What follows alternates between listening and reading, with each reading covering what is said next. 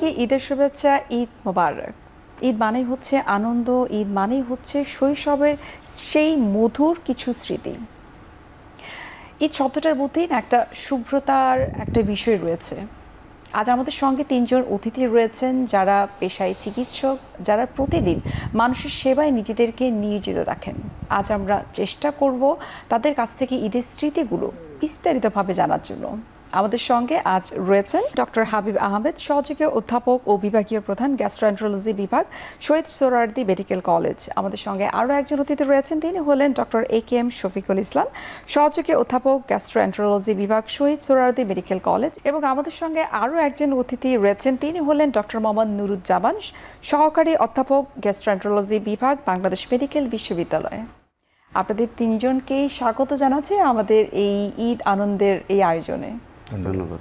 আমি প্রথমে ডক্টর হাবিব আহমেদ আপনাকে দিয়ে আমাদের ঈদের মজার যে আনন্দগুলো, স্মৃতিগুলো সেগুলো শুনতে চাই। একটু জানবো যে ঈদ কোথায় করা হয়েছে এবং এখন আপনি কোথায় আছেন, কিভাবে ঈদটাকে আসলে পালন করছেন? আসলে ঈদের আনন্দটা আমার কাছে মনে হয়েছে যেটা বয়সভেদে ডিফারেন্ট। আনন্দটার প্রাপ্তি এটা যেমন ছোটোবেলা একরকম ছিল, বড়বেলা একটু অন্যরকম।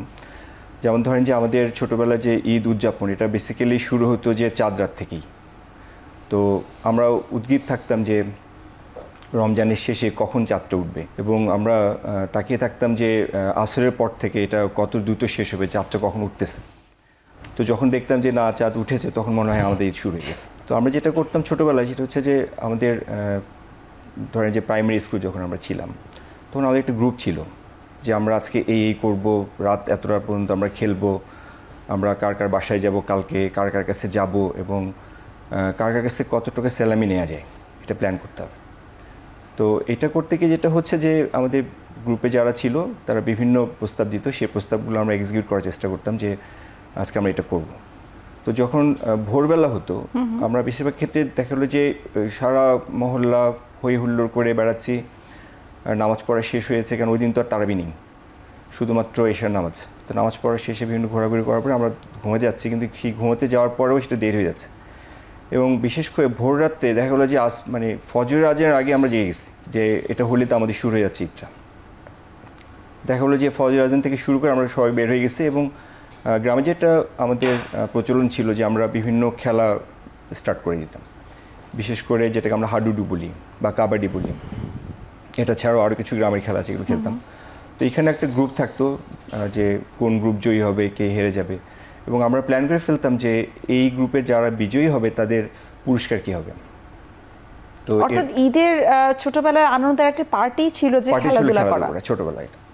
তারপরে দেখা গেলো যে খেলা শেষ, এখন আমাদের নামাজ যেতে গোসল করে আমরা ঈদে মসজিদ মাঠে চলে গিয়েছি।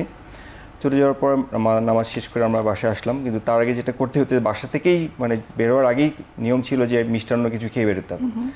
এবং নামাজের পরে যেটা করতাম, আমাদের প্ল্যান যেটা ছিল যে বিভিন্ন আমাদের যারা আমাদের আত্মীয় আছেন বা যারা আমাদের অভিভাবক আছেন সবার কাছে আমরা যাবো, এবং আমার কার কাছে কত টাকা স্যালামি প্ল্যান করেছি এটাকে নিতে হবে।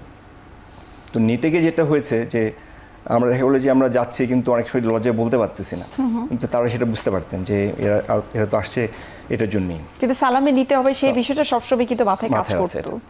তো আমরা যেটা করতাম যে আমরা গিয়ে সালাম দিতাম, কাউকে সালাম করেছি বা করিনি, কিন্তু যার বড়রা যেটা করেছেন তা আমাদেরকে ডেকে নিয়ে এসছেন, এসে আসো তোমরা খাও, এবং আমরা বলার আগে তারা আমাদের হয়তো সালামিটা দিয়ে দিয়েছেন। এটা হচ্ছে ছোটোবেলা। কিন্তু বড়বেলা যেটা হচ্ছে যে ছোটোবেলা যেটা ছিল রিসেপটিভ, নেওয়া, কিন্তু বড়বেলা ডিফারেন্ট, উল্টা হয়ে গেছে। এখন মনে হয় যে আমার নেওয়াটা জরুরি না, আমি কাকে কতটুকু দিতে পারছি এটা আমার কাছে ইম্পর্টেন্ট মনে হয়েছে। আমার মনে হয় সালামের বিষয়টা আরও বিস্তারিত জানবো, যে কি কি মজার স্মৃতি রয়েছে। যে যেমন ছোটবেলায় আমাদের একটা আনন্দের পার্টি কিন্তু ছিল যে আমরা সালামি নিব, কিন্তু বড় হয়ে গেলে অনেক দায়িত্ব বেড়ে যায়, সেটার সঙ্গে কিন্তু যুক্ত হয় যে সালামি দেওয়ার বিষয়টি। আমি ডক্টর শফিকুল ইসলাম আপনার কাছে জানতে চাইবো যে ঈদ আপনি কোথায় করেছেন, আপনার দেশের বাড়ি কোথায়? আমার দেশের বাড়ি হচ্ছে কিশোরগঞ্জের বাজিতপুরে। ওখানেই আসলে আমার শৈশব কেটেছে, এবং ওইখানেই আমার স্কুল লাইফ। এবং আমাদের ঈদের আনন্দটা যেটা হাবিব ভাই আসলে বললেন যে বয়স ভেদে আসলে ডিফারেন্ট, আসলেই তাই। কারণ ছোটোবেলার যে আমার ঈদ আনন্দটা ছিল সেটা ছিল একেবারে সাদামাটা এবং সহজ সরল। কেন সহজ সরল বলবো, যেটা হচ্ছে যে আমি ছোটবেলা থেকেই খুব রোজা রাখার অভ্যাস ছিল আমার। আচ্ছা, তো সারা মাস রোজা রাখার পরে শুধু একটাই এক্সপেকটেশন ছিল ঈদের দিনটা কবে আসবে, কারণ ঈদের দিনে আমাদের বন্ধু বান্ধবদের মধ্যে একটা গ্রুপ ছিল 14-15 জনের, এবং ওই 14-15 জনের এই গ্রুপের একটা স্পেশাল কিছু অ্যাক্টিভিটিস ছিল। অ্যাক্টিভিটিসটা হচ্ছে যে ঈদের দিনে কে কত দামি জামা পরতে পারলো, কে কত সুন্দর জুতা নিতে পারলো, বা সেটার দাম কত সেটা নিয়ে আমাদের কিন্তু মধ্যে এটা তো আসলে মেয়েদের মধ্যে মনে হয় বেশি কাজ করে। ছিল। কিন্তু তখন তো আসলে আমরা ক্লাস 3-তে বা 4-এ পড়ি, এই জিনিসটা নিয়ে প্রত্যেক বছর সবার মধ্যে কম্পিটিশন থাকতো, এবং ইভেন অনেকে সেই জুতা বা জামার দাম প্রুফ করার জন্য প্রাইস ট্যাগ খুলতো না। আচ্ছা, তো আমার কাছে সেটা এখনো খুব ইন্টারেস্টিং মনে হয়। তারপরে নামাজ পড়ার তার মানে পরে আপনার স্মৃতির ঝুলিতে এটা আছে যে আপনি জুতা জামা যেটাই পরতেন মোটামুটি ট্যাগ থাকতো। ট্যাগ থাকতো, এখনো কি সেটা সবার করেন? থাকতো সেটা এখনো সেটা না, করেন? এখন তো আর সেটা করা হয় না, এখন তো আর সেটা করার প্রশ্নই আসে না। তো আরেকটা হচ্ছে যেটা সালামির ব্যাপারটা যেটা বললো হাবিব ভাই, আসলে এইটা একটা অন্যরকম অ্যাট্রাকশন ছিল ঈদের দিনে, যে আমার হাতে অনেকগুলো টাকা আসবে, কে কত টাকা দিল, কার কাছ থেকে কত টাকা উদ্ধার করা গেল, সেটা ছিল একটা বিশেষ মানে কম্পিটিশন।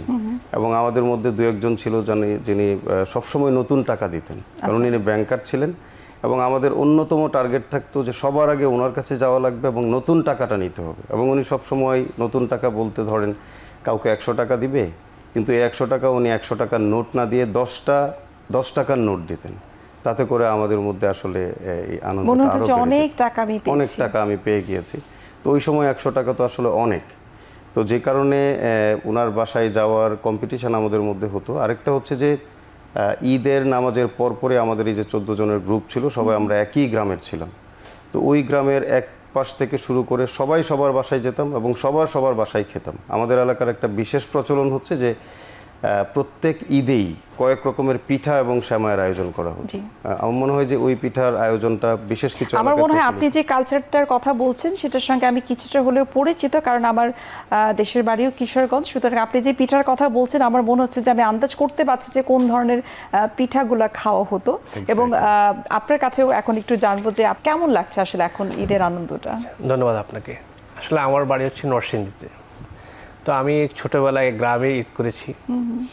তো আমাদের আসলে রমজান মাস আসলেই কিন্তু কাউন্টডাউন সরে যেত যে ঈদ কবে আসবে, যে 30টা রোজা মানে একটা দিন যেত, আর মনে করে যে আমরা ঈদের যে কাছাকাছি আসতাম, মানে মনটা আনন্দ হতো যে এই আর কয়েকদিন পরে ঈদ আসবে, এই যে একটা আকাঙ্ক্ষা বা মানে এই যে মনের মধ্যে সবসময় একটা মানে আনন্দ অনুভূতি কাজ করতো যে এই কয়েকটা দিন পরে ঈদ।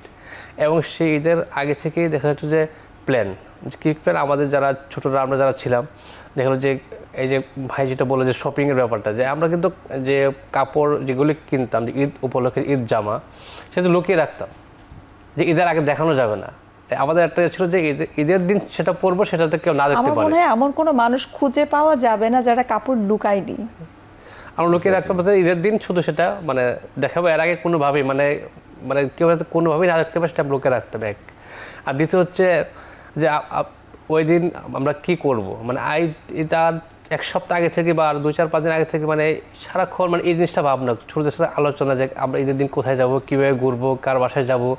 আর ঈদ সালামের ব্যাপার তো আছে যে কোথায় কোথায় গেলে সালামি পাওয়া যাবে, বা সালামের টাকাটা আমরা কী করব। তাও সব অল্প কিছু টাকা থাকতো, কিন্তু সেটাই আমাদের কাছে অনেক বেশি মনে হতো, কারণ ওই আর একটা বিষয় হচ্ছে আমরা ওই দিন দেখা যাচ্ছে আমাদের 2-3টা গ্রাম মিলে একটা ঈদগাহ ছিল। একদম ছোটো ছোটো বাবার হাত ধরে চলে গেলাম, এই যে ঈদগাহ চলে গেলাম। তো ওখানে উনি নামাজ পড়ছে, আমরা তো আসলে অত তখন বুঝতাম না, একদম ছোটো সময়। তো যাই হোক নামাজ ওনার সাথে দাঁড়ায় পড়ে ফেললাম। তারপরে হচ্ছে যে আশপাশে কিছু ছোটো ছোটো ফেরিওয়ালার টাইপের কিছু দোকান বা ছোটো ছোটো কিছু কিছু বিক্রি করতো কিছু জিনিসপত্র, যে তো আমরা সেগুলি কিন্তু ওই টাকা দিয়ে কিনতাম। কিনে মানে এটা একটা আনন্দ ছিল যে কিনতাম, এই চকলেট এই সেই কিনতাম। আবার বাসায় এসে আবার দেখা গেলো যে এই বিভিন্ন আত্মীয় স্বজনের বাসায়, যেটা হচ্ছে আমাদের যে চাচা যেটা ওদের বাসায়, যে দেখা গেলো যে আপনার এই যে সেমাই, তারপর হচ্ছে যে নরসিংদীতে কিন্তু সেম যে বিভিন্ন ধরনের পিঠার একটা রেওয়াজ আছে, যা বিভিন্ন ধরনের পিঠা সেমাই রান্না করা, তো সেগুলো আমরা খেতাম। আর তারপর হচ্ছে কি বিকালে একটা জিনিস ছিল যে আমাদের সময় আসলে তখন তো টেলিভিশন চলে সব এলাকায় ছিল।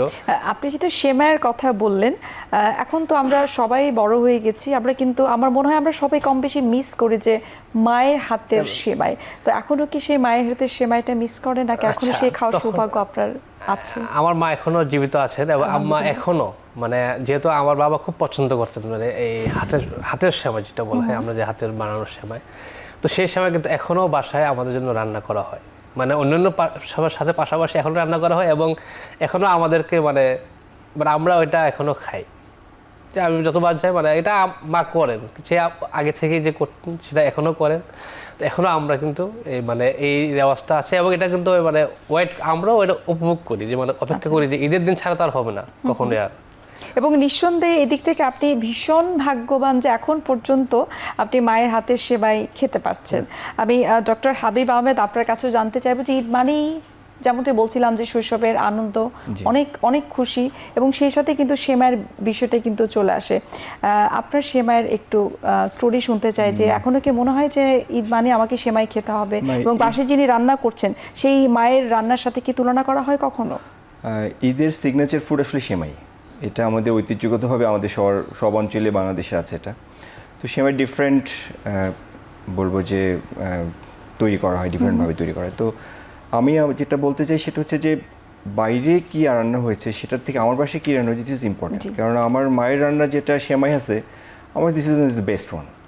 এবং যেটা হয়েছে যে আমার বাসায় খাওয়ার পর আমার বন্ধু যারা আছে তারা আবার বলবে যে ঠিক আমার বাসায় চলো, তো সেখানে গিয়ে আবার খেতে হচ্ছে। দেখা হলো যে দুপুর হইতে হইতে দুপুরে খাওয়ার আগে আমার পেট এমন ভর্তি হয়ে গেছে যে আমি আর দুপুরে খাবার খেতে পারছি না। আর আরেকটা ইন্টারেস্টিং হচ্ছে যে নুরুজ্জামান বলেছেন যে মানে হাতে বানানো যে সেমাই, দিস ইজ ডিফারেন্ট। কারণ এটা মানে টেক্সচার বলেন, এটার টেস্ট বলেন, এটা ডিফারেন্ট। তো এই জায়গাটায় আসলে একটা সময় আমরা ছোটোবেলায় দেখেছি যে কলের যে সেমাই এখন যেটা পাওয়া যাচ্ছে এটার তুলনায় ছোটোবেলায় কিন্তু হাতের সেমাইটা বেশি ছিল, এবং এটার প্রকারভেদ অনেক রকম ছিল। কোনোটা ছোট ছিল, কোনোটা বড়, কোনোটা চিকন, কোনোটা একটু মোটা, এবং সেটা রান্নার প্রক্রিয়াটা ডিফারেন্ট ছিল। সুতরাং এই প্রত্যেকটা সেমাই হাতে বানানোটাই হলেও কিন্তু সেটার টেস্ট কিন্তু ডিফারেন্ট ছিল। এবং আমার মনে হয় আজকালকার জেনারেশনের যে বাচ্চারা তারা মনে হয় হাতে বানানো সেই সেমাইয়ের টেস্টটা আমার মনে হয় খুব একটা তারা জানেই না, অনেকে হয়তো জানেই না। আরেকটা হচ্ছে যে ওই সময়টা ছিল যে বাসায় কিন্তু সেমাই বানানোর একটা মেশিন পাওয়া যেত, আচ্ছা, এখনো মনে হয় মার্কেটে পাওয়া যায়। আমি আমার যতটুকু মনে হচ্ছে লাস্ট 5 to 7 ইয়ার্স আগেও আমার বাসায় এটা ছিল, এবং এই মেশিনটার অনেকগুলা মানে ছিদ্র ডিফারেন্ট ছিল, কোনটা মোটা, কোনটা চিকন, কোনটা ইন্টারমিডিয়েট, মানে এরকম। তো এটা থেকেও আবার অন্যভাবেও সেমাই পাওয়া যেত আর কি। আরেকটা হলো যে খাবারের ব্যাপারে যদি আমি চিন্তা করি যে খাবারটার টেস্ট আমরা জানি যে অমুকের বাসায়, বয়ফ্রেন্ডের বাসায় ওর মা এটা ভালো রান্না করে, সুতরাং আমার বাসায় খাওয়ার পরে যদি কোথাও ফার্স্ট যেতে হয় তাহলে ওই বাসায় ফার্স্ট যেতে হবে, কারণ ওইটা মিস করা যায়, মানে দলবল বেঁধে সবাই চলে ওইখানে আগে যেতেন। যেতে হবে।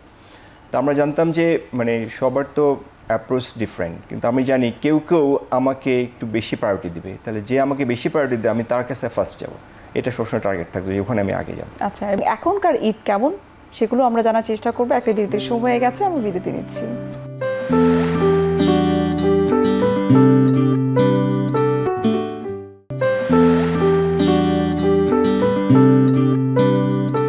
বিরতির আগে আমরা সেমাই নিয়ে বিস্তারিত অনেক গল্প শুনছিলাম, যে মায়ের হাতের সেমাই, আপনি বলছিলেন খুবই ভাগ্যবান মানুষ আপনি, এবং আপনিও বলছিলেন যে যতই আমরা বাইরের খাবার খাই না কেন বাসার সেমাইটাই বা বাসার খাবারটাই কিন্তু বেস্ট। ডক্টর শফিকুল ইসলাম, আপনার অভিজ্ঞতা কি?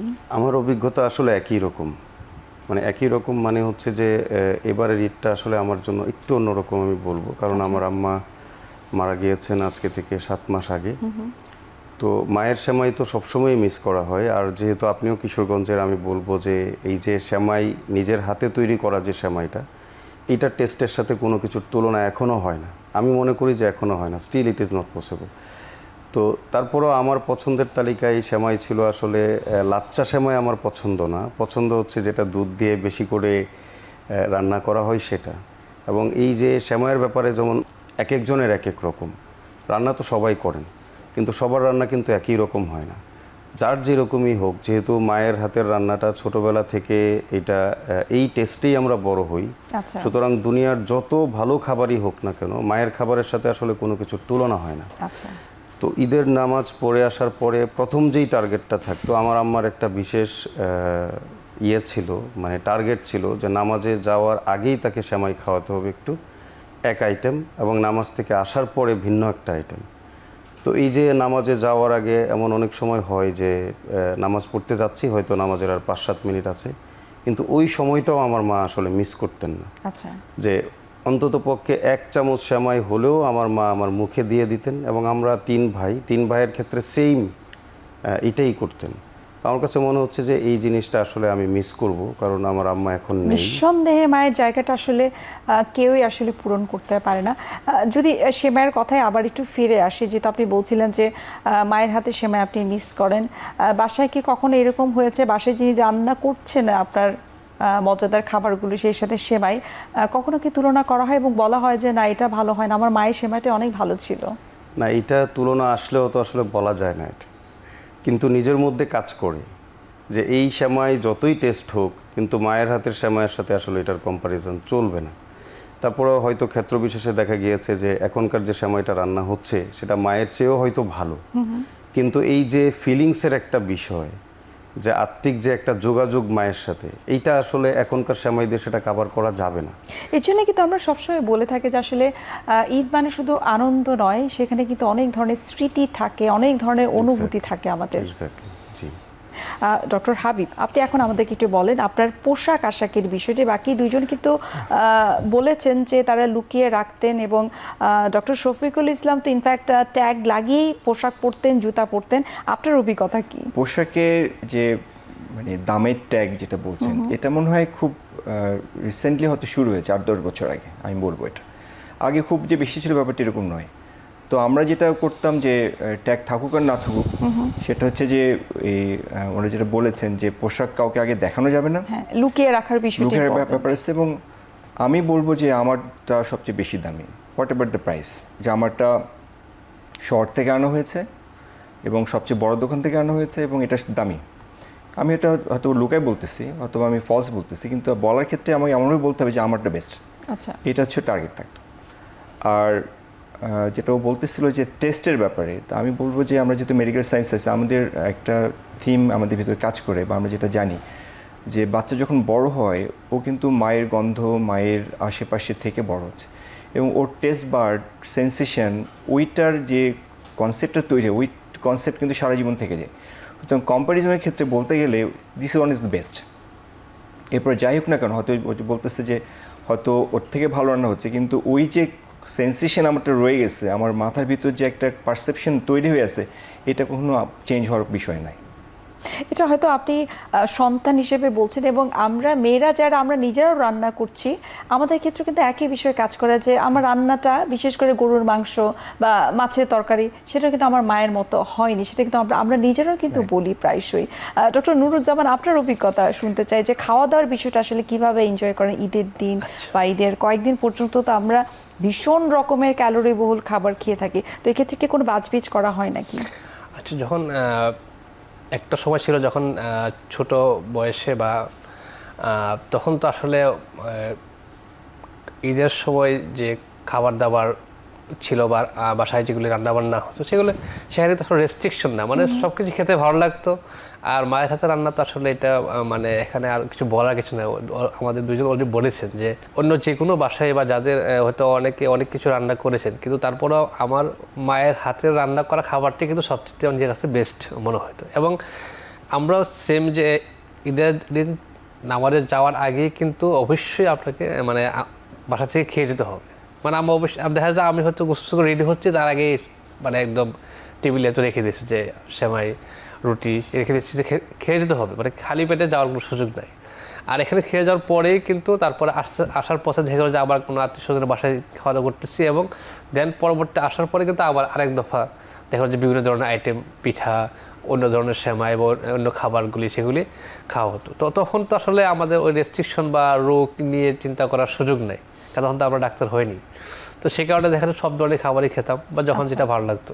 যেহেতু আপনি বলছেন যে ছোটবেলায় যখন খেতেন তখন এত রোগবালার কথা আপনারা চিন্তা করতেন না, কিন্তু এখন তো চিকিৎসক, এখন চিকিৎসক হিসেবে খাওয়া দাওয়ার ক্ষেত্রে কোনো রেস্ট্রিকশনের বিষয়টা মাথায় আসে কিনা? এখন যখন চিকিৎসক হলাম বা আমাদের যে এই বয়সে কিন্তু আমরা অনেক কিছু ভাবছি খাবার আগে, বিশেষত হচ্ছে মিষ্টি জাতীয় খাবার, যাদের একটু ডায়াবেটিক বা প্রি ডায়াবেটিক আছে অনেকে, তা আমরা অলওয়েজ অ্যাভয়েড করি যে যতটুকু কম চিনি মিষ্টি খাওয়া যায়। বা সেমাই এখন খেলেও দেখা যায় যে এখন কম খাচ্ছি, বা ওইরকম মানে মিষ্টিযুক্ত সেমাইটা খাচ্ছি না।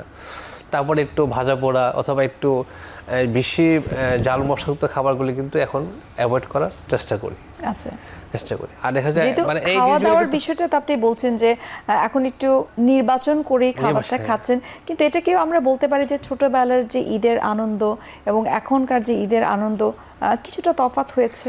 ছোটবেলা শুধু আনন্দ ছিল যে সেটা আমরা কি করব, কোন কাজটা করব, কোথায় ঘুরতে যাব, বন্ধুর সাথে কি আড্ডা দিব, কার বাড়িতে যাব, এই জিনিসগুলো ছিল সালামিনো। আর এখন কিন্তু হচ্ছে দায়িত্ববোধ, এই যে দায়িত্ববোধের ব্যাপারটা এখন হচ্ছে যে মানে আমাকে মানে এই কাজগুলি করে নিতে হবে। কারণ এখন আমাদের সবারই কিন্তু একটা পরিবারের একটা মানে একটা অবস্থানে আছি যেখানে থেকে হয়তো আমাদের ছেলে মেয়েদেরকে ওরা কিভাবে এটা সুন্দরভাবে করতে পারে বা সমাজে অন্য তাদের আনন্দের কথা, তাদের আনন্দটা কিন্তু এখন আমাদের আনন্দ হয়ে গেছে। মানে জিনিসটা হচ্ছে এরকম, মানে যে এখন আমরা ওরা যদি ভালোভাবে ঈদটা করতে পারে, ঘুরতে পারে, বেরোতে পারে, সেটা কিন্তু আমাদের কাছে ভালো লাগে, যে খুব আনন্দ পাই। মানে ওই যে দায়িত্ববোধের ব্যাপারটা কিন্তু এখন চলে আসছে। তখন অনেক জায়গায় ঘুরতে যেতাম মানে লুকিয়ে, যেটা হয়তো বাবা জানতো না যে আমরা হচ্ছে বেড়াতে যাচ্ছি, কিন্তু যে দেখা গেলো চলে গেছি অন্য একটা গ্রামের কোনো একটা ইয়েতে চলে গেছি ঘোরার জন্য। আর এখন তো আসলে সেই সুযোগ নাই। এই যে আপনি বলছেন যে ছোটবেলার যে ঈদের স্মৃতি, তার মধ্যে খেলাধুলার অংশটা ছিল একটা বিশাল একটা বিষয়, যে আনন্দ মানেই হচ্ছে খেলাধুলা করতে হবে, বন্ধু বান্ধব যারা রয়েছে তাদেরকে নিয়ে ঘুরতে যাওয়া, এবং সেটা না বলেই ঘুরতে যাওয়া এবং সন্ধ্যা পর্যন্ত রাত পর্যন্ত আড্ডা দেওয়া। এই বিষয়গুলো বাকিদের ক্ষেত্রেও আসলে কি কি আপনারা করে থাকেন সেটা জানবো। আরও একটা বিরতির সময় হয়ে গেছে, আমরা বিরতি নিচ্ছি।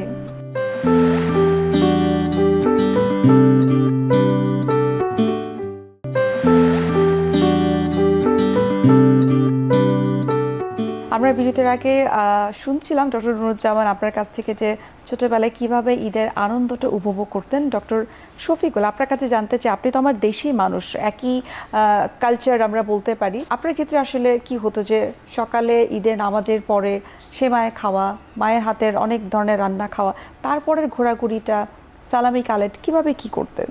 ঈদের নামাজ থেকে আসার পরে আমরা যেই 14-15 জনের সার্কেলের সবাই সবার বাসায় যেতাম, কিন্তু তারপরে যেটা হতো বাসায় হয়তো আসা যাওয়া করতে করতে 14-15 জনের এটা কাভার করতে করতে হয়তো দুপুর হয়ে গেল।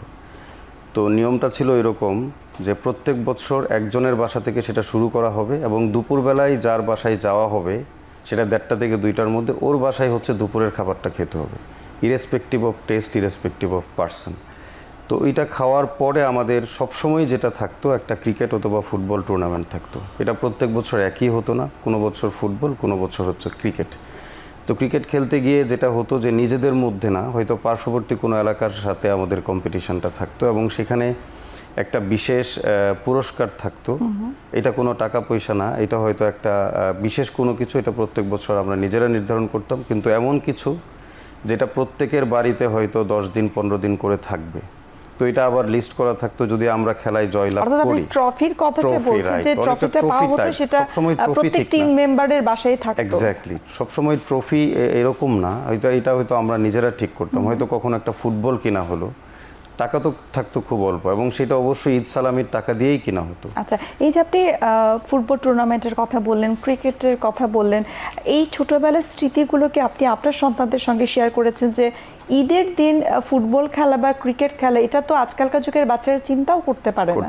রাইট, আমার বাচ্চা তো এখন অনেক ছোট, এখন ওর সাথে আসলে শেয়ার করার মতো সময়ও হয়নি। নিশ্চয়ই করবেন ভবিষ্যতে। হ্যাঁ, হয়তো ভবিষ্যতে করা হবে, ভবিষ্যতে করব, কারণ যেহেতু ওদের ঈদ আনন্দটা একেবারে ঘরের মধ্যে রেস্ট্রিক্টেড বা পার্কের মধ্যে রেস্ট্রিক্টেড, বড়জোর একটা টিভি প্রোগ্রাম দেখার মধ্যে রেস্ট্রিক্টেড, অথবা তার পার্শ্ববর্তী ফ্ল্যাটের যে তার বয়সী বন্ধু বা বান্ধবীর সাথে রেস্ট্রিক্টেড।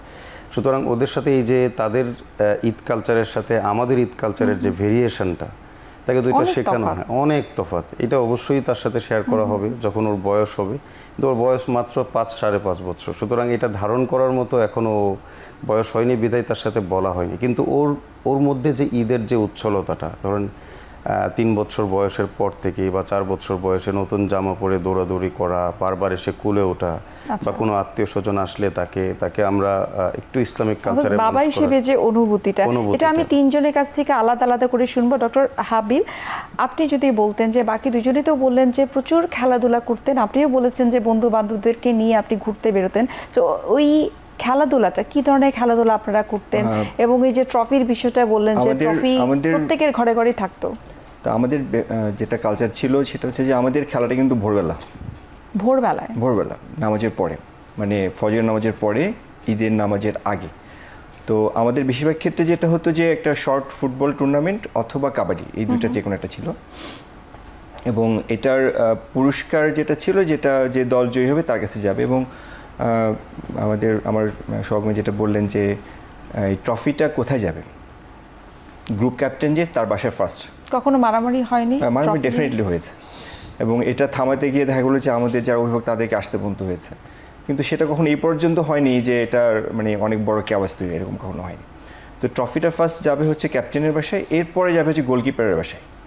তো এইভাবে সিকোয়েন্সিয়ালি ঘুরতো। তো এইখানে এসে আমি একটা জিনিস বলতে চাচ্ছিলাম যে খাবারের ব্যাপারটা একটু আলোচনা হচ্ছিল যে 30 দিন রোজা থাকার পরে আমার বডি সিস্টেম কিন্তু একটা জায়গায় সেট হয়ে যায়। যেমন ধরেন আমি সেহরি করছি এবং হলো ইফতার করছি, আর ঈদের দিন কিন্তু এটা কিন্তু হঠাৎ করে কিন্তু চেঞ্জ হয়ে যাচ্ছে, একটু চেঞ্জ হয়। তো এই লোডটা কিন্তু বয়স ভেদে কিন্তু ডিফারেন্ট। ছোটোবেলায় রেস্ট্রিকশন ছাড়াই আমি চলতে পারবো, কিন্তু এই বড়োবেলায় এসে আমি যদি এরকম করে আগের মতো করে আমি খাওয়া দাওয়া করি, ডেফিনেটলি আমি অসুস্থ হয়ে যাব।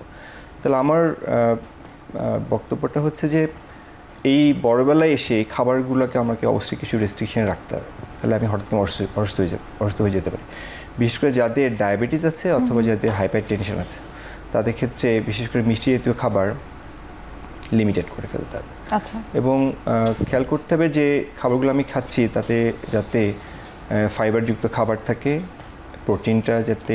তার মানে কি আমরা একটু ধারণা করতে পারি যে আপনার ফ্যামিলি মেম্বার যারা রয়েছে তাদের খাবার খাওয়ার ক্ষেত্রে আপনি মনে হয় একটু প্রেশারে রাখেন যে না, আমার বাচ্চাদের কিন্তু প্রেশার নেই, ওরা যেটা ইচ্ছে সেটাই খাবে। কিন্তু আমরা যারা বড় আছি, এটা আমি মনে করি যে আমি যদি হঠাৎ করে ওই চেঞ্জটাকে আমি ডিল করতে যাই, তাহলে আমাকে একটু রেস্ট্রিকশন হইতে আস্তে আস্তে এটাকে চেঞ্জ করতে হবে, তাহলে আমি অসুস্থ হয়ে যাব। এটা আমার কাছে মনে হয়।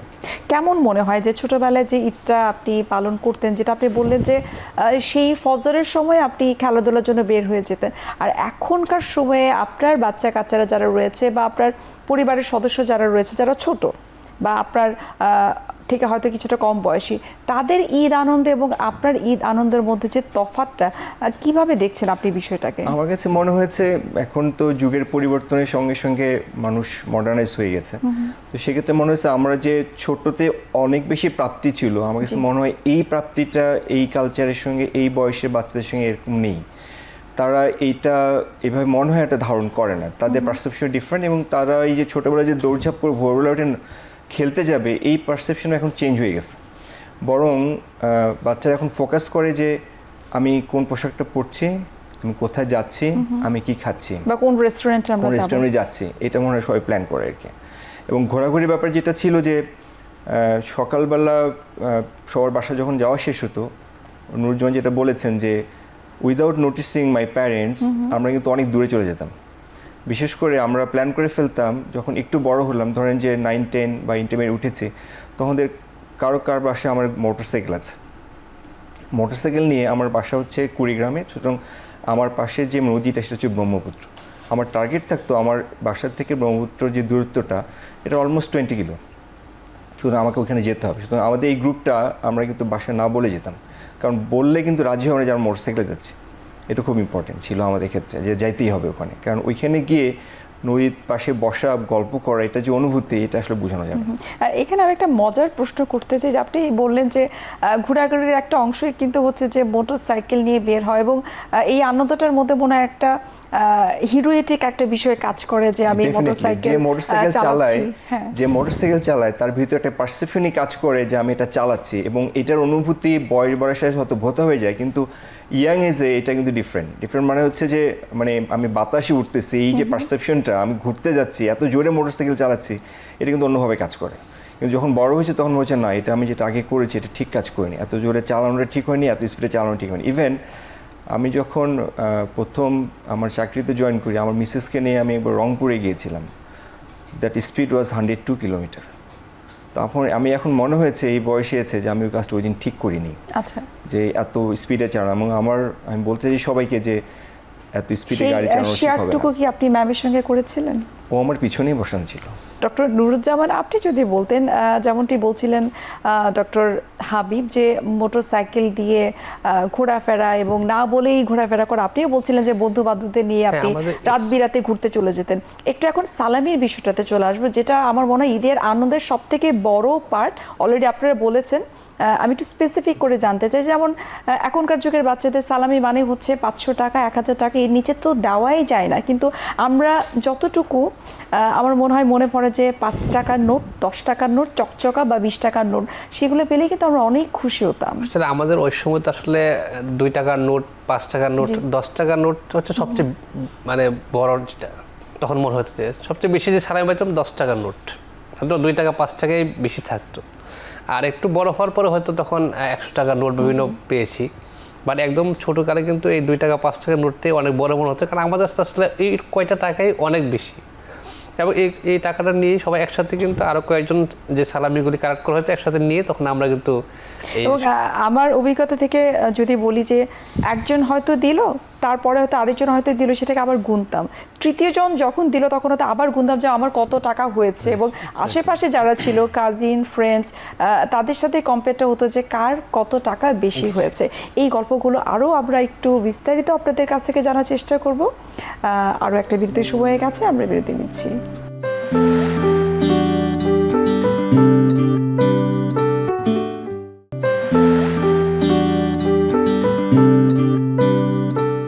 বিরতির আগে আমরা সালামি নিয়ে কথা বলছিলাম, যেটা আমার কাছে মনে হয় যে ঈদের আনন্দের একটা অন্যতম একটা অংশ।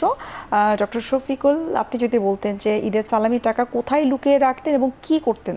সবসময় একটা বক্স কালেক্ট করতাম, এবং এই বক্সটা হয়তো কখনো মায়ের কাছ থেকে নেওয়া, কখনো প্রথমে নিশ্চয়ই পকেটে থাকতো। প্রথমে পকেটেই থাকতো, এবং পকেটে থাকতো মানে এমন পকেটে যাতে কোনো বন্ধু বান্ধব না দেখে, এক্স্যাক্টলি। কারণ কম্পিটিশনটা হতো। এবং আমি যতটুকু জানি যে ছেলেদের ক্ষেত্রে তারা সেই প্যান্টটাই বা সেই শার্টটাই পরতো যেটাতে অনেক পকেট থাকতো, অনেক সালামি সেখানে রাখা যেত, অথবা ইনার পকেট থাকে, যাতে কেউ মাঝপথে বুঝতে না পারে আসলে কত টাকা সালামি আমি পেলাম। কারণ কেউ যদি বুঝে ফেলে কম্পিটিশনটা করা যাবে না, সে হয়তো অন্য জায়গা থেকে সেটাকে রিপ্লেস করে বলবে যে এটাই আমার সালামির টাকা। কারণ কম্পিটিশনের একটা অন্যতম, আমাদের ফ্রেন্ডসদের মধ্যে অন্যতম বিষয় ছিল যে আসলে সালামি কে কত টাকা পেল, এইটার উপরে ছিল আমাদের কম্পিটিশনটা। আবার ধরেন সালামি পাওয়ার পরে এটা খরচ করার ইস্যু থাকতো। কি করতেন সেই সালামি টাকা? খরচ করার ইস্যুটা আসলে আমি পার্সোনালি যেটা করতাম, আমি পার্সোনালি এটা ঈদের দিনেই খরচ করতে যেতাম না, কারণ আমার কাছে মনে হতো যে আর পরবর্তী সময়ে যে বিভিন্ন ইস্যুসগুলো থাকতো ফ্রেন্ডসদের মধ্যে, সেখানে এই খরচ করাটাকে আমি বেশি কমফোর্টেবল মনে করতাম। আচ্ছা, অর্থাৎ আনন্দের টাকা আনন্দের সময়টাতেই আপনি খরচ করার চেষ্টা করতেন। Exactly. ডক্টর হাবিব, আপনি কি করতেন ঈদের সালামি টাকা দিয়ে? ঈদের সালামি টাকাটা বিশেষ করে আমরা খেয়াল করতাম যে কে নতুন নোট দিয়েছে, তো এটা টেক্সচার এবং গন্ধ এটা কিন্তু ডিফারেন্ট, এবং আমরা চেষ্টা করতাম যে এটা কতদিন রাখা যায়, আমি চেষ্টা করতাম। তো যখন খরচ করার সময় হতো তখন দেখা গেলো যে না, আমি এটা চেষ্টা করছি যে এই টাকাটা অ্যাভয়েড করে অন্য টাকা খরচ করা যায় কিনা, এবং লাস্ট টাকা যেটা খরচ হবে সেটা this one is a new one. আচ্ছা, শুধু আগে পুরাতনগুলো খরচ করব এবং শেষে গিয়ে আমি নতুনটা খরচ করব। মানে টার্গেটই থাকতো যে আমি নতুন টাকাটাকে আমি কতদিন আমার কাছে আমি রাখতে পারি। এবং আরেকটা যেটা বলা হচ্ছিল যে টার্গেট থাকতো যে কে বেশি টাকা নিতে পেরেছে কার কাছ থেকে, এবং আমরা চেষ্টা করতাম যে সবার কাছ থেকে শুনতে যে ও কার কাছে গিয়েছে, আমি কার কাছে গিয়েছি, কোনটা গ্যাপ আছে কিনা। কেউ যদি বলতো যে ওখানে 5 টাকা দিচ্ছে উনি ওই আঙ্কেল, আর ওই আঙ্কেল দিচ্ছে 50 টাকা, তাহলে ডেফিনেটলি যেই আঙ্কেল 50 টাকা দিচ্ছে আমি তার কাছে যাওয়ার চেষ্টা করবো বেশি করে। এই যে আমরা সালামি নিয়ে আমাদের এত এত স্মৃতি, আমি জানি না আজকালকার যুগের বাচ্চারা সেই 20 টাকা বা 50 টাকা নিয়েই তার এতটুকু পরিমাণ খুশি হয় কিনা। আমরা সালামি নিয়ে, ঈদের জামা নিয়ে এবং খাওয়া দাওয়া নিয়ে অনেক গল্প শুনলাম। এখন একটু জানতে চাই যে আপনারা তিনজনেই কিন্তু মানব সেবায় কিন্তু নিজেদেরকে নিয়োজিত রেখেছেন অনেক বছর ধরে। ডক্টর নুরুজ্জামান, আপনার অভিজ্ঞতাটা জানতে চাই যে নিশ্চয়ই এমন কোনো একটা দিন বা ঈদ হয়তো এসেছে যে আপনাকে হয়তো ঈদের দিন ডিউটি করতে হয়েছে হসপিটালে, সেই অভিজ্ঞতাটা যদি বলতেন। আমি যখন আমাদের ফাইনাল পরীক্ষা ছিল MBBS ফাইনাল পরীক্ষায়, তখন আমাদের একটা ঈদ করতে হয়েছিল আমাদের হোস্টেলে, মানে মেডিকেল কলেজে ঈদ করতে হয়েছিল, কারণ তার 2-1 দিন পরেই ছিল আমাদের পরীক্ষার ডেট আর কি। তো সেই ডেটে তখন তো আসলে বাড়িতে যাওয়ার সুযোগ নাই। আচ্ছা, কারণ এসেই পরীক্ষা, তো 2 দিনের মধ্যে আসা যাওয়া করে প্রিপারেশনের ব্যাপার আছে ফাইনাল পরীক্ষা। তো সেখানে কিন্তু আমাদের যে কলেজ বন্ধুরা, আমাদের মেডিকেল বন্ধুরা সবাই মিলে কিন্তু মানে যে ফ্যামিলি থেকে ডিটাচড, বাট সবার মধ্যে মানে তখন একসাথে মিলে যে ঈদের দিন একসাথে মানে নামাজ পড়া প্লাস হচ্ছে। তারপরে আমাদেরও একজন বন্ধু ছিল যার মেডিকেল কলেজের কাছেই বাসা ছিল আমাদের পরিচিত, তো আমরা সবাই মিলে ওনাদের বাসায় গেলাম, সেখানে আমরা খাওয়া দাওয়া করলাম। তো সেটা ছিল একটা ভিন্ন রকমের একটা আনন্দ ছিল। ডক্টর হাবিব, আপনার কাছে একটু জানতে চাই যে ডক্টর শফিকুল একই সাথে আমরা অনুষ্ঠান একেবারে শেষ পর্যায়ে দুজনের কাছে ছোট্ট ছোট্ট করে জানতে চাই যে ঈদের সময় যে যখন ডিউটি থাকতো কেমন লাগতো, কিভাবে পালন করতেন? না, যেহেতু আমি ডাক্তার, আমার মাইন্ড সেটআপে আছে যে আমার কিছু মানসিক একটা পার্ট আছে। তো আমি যখন প্রথম চাকরিতে জয়েন করছি, আমার ফার্স্ট ঈদ দেখা জয়েন করার মাত্র 3 মাস পরেই হয়েছে। তো আমাদের ওখানে মেডিকেলে যে অফিসারের পোস্ট ছিল হয়তো 7 জন, কিন্তু আমরা আছি 2 জন। তো আমরা যেটা ভাগ করে নিয়েছি যে ফার্স্ট হাফ আমি, সেকেন্ড হাফ উনি। দেখা গেলো যে এমার্জেন্সিতে আমি হয়তো বাসায় আছি, আমাকে কল দিয়েছে, সঙ্গে সঙ্গে আমি চলে আসছি।